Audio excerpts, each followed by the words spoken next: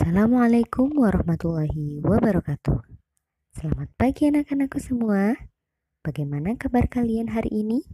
Semoga semua anak kelas 2 yang hebat selalu sehat dan selalu semangat untuk mengikuti pembelajaran hari ini bersama Bu Bella.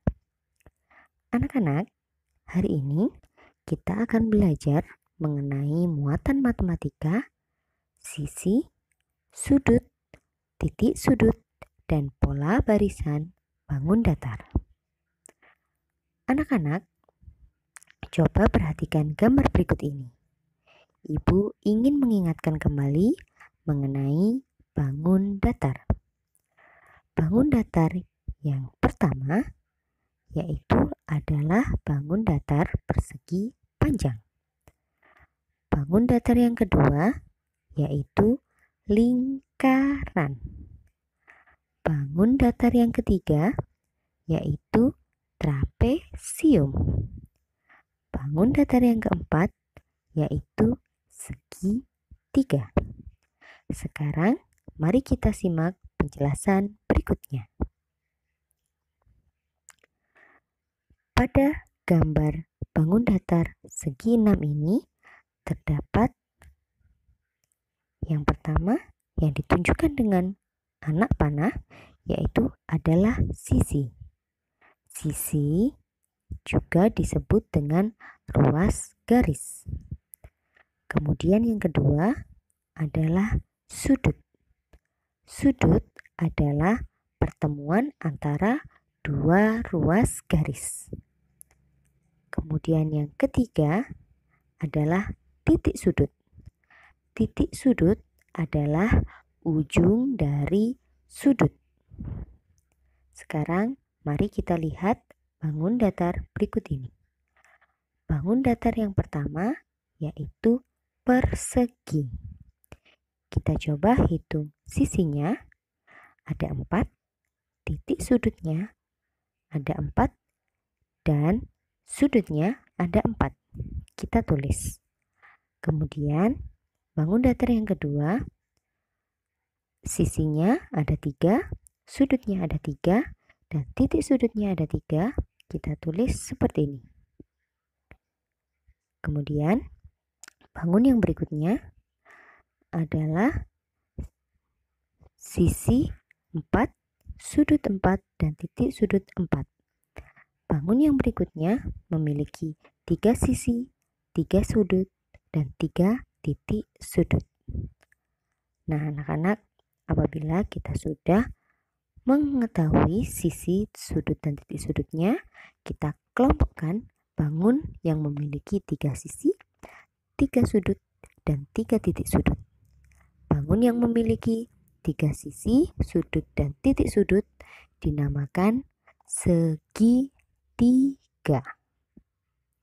Kemudian, bangun yang memiliki 4 sisi, 4 sudut, dan 4 titik sudut dinamakan segi empat. Sekarang, mari kita lihat bangun datar berikut ini. Apabila tadi ada segi 4 dan ada segi 3, ada juga segi selain segi 4 dan segi 3. Mari kita hitung bangun yang pertama. Bangun yang pertama memiliki 6 sisi, 6 sudut, dan 6 titik sudut. Kita tulis. Kemudian bangun yang kedua memiliki 5 sisi, 5 sudut, dan 5 titik sudut. Nah, kemudian bangun yang berikutnya memiliki 6 sisi, sudut, dan titik sudut. Dan bangun yang berikutnya memiliki 5 sisi, 5 sudut, dan 5 titik sudut.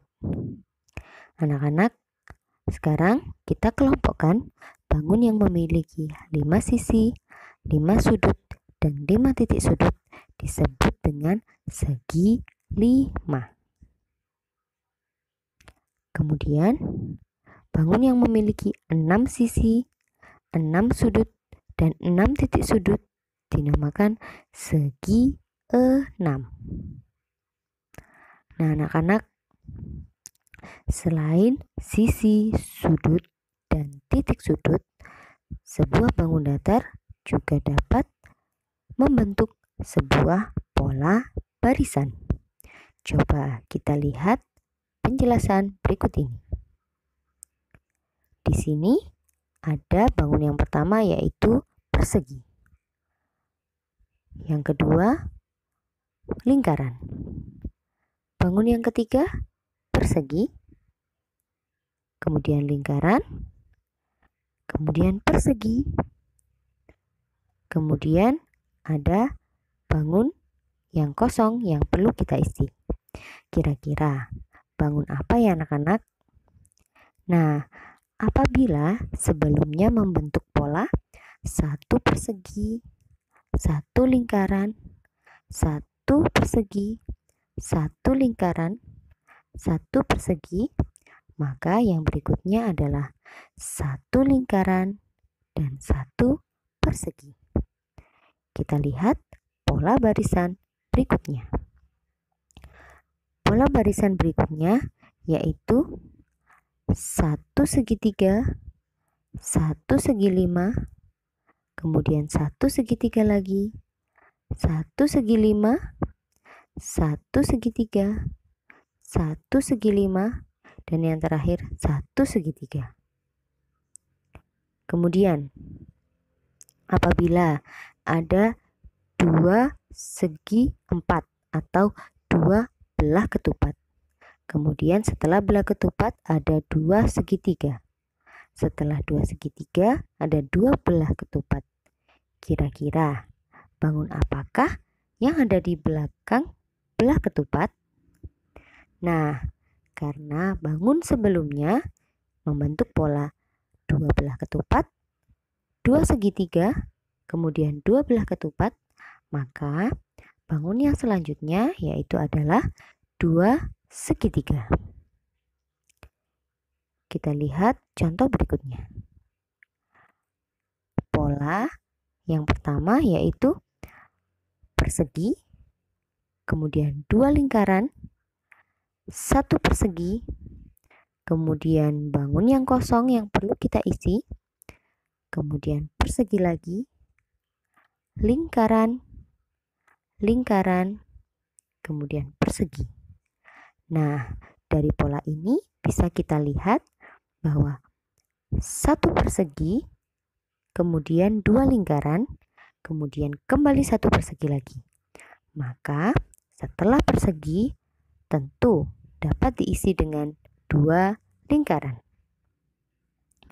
Nah, anak-anak, itu tadi penjelasan mengenai sisi, sudut, titik sudut, dan pola barisan pada bangun datar. Sekian dari Bu Bella. Jangan lupa untuk selalu mematuhi protokol kesehatan, gunakan masker ketika keluar rumah, cuci tangan setelah keluar rumah atau sebelum keluar rumah, dimanapun, kapanpun. Apabila tidak ada tempat cuci tangan, dapat kalian gunakan hand sanitizer, jaga jarak, kemudian jangan bersalaman dengan orang lain terlebih dahulu, dan jangan keluar rumah apabila tidak diperlukan. Sekian dari Bu Bella. Selalu semangat, selalu sehat. Wassalamualaikum warahmatullahi wabarakatuh.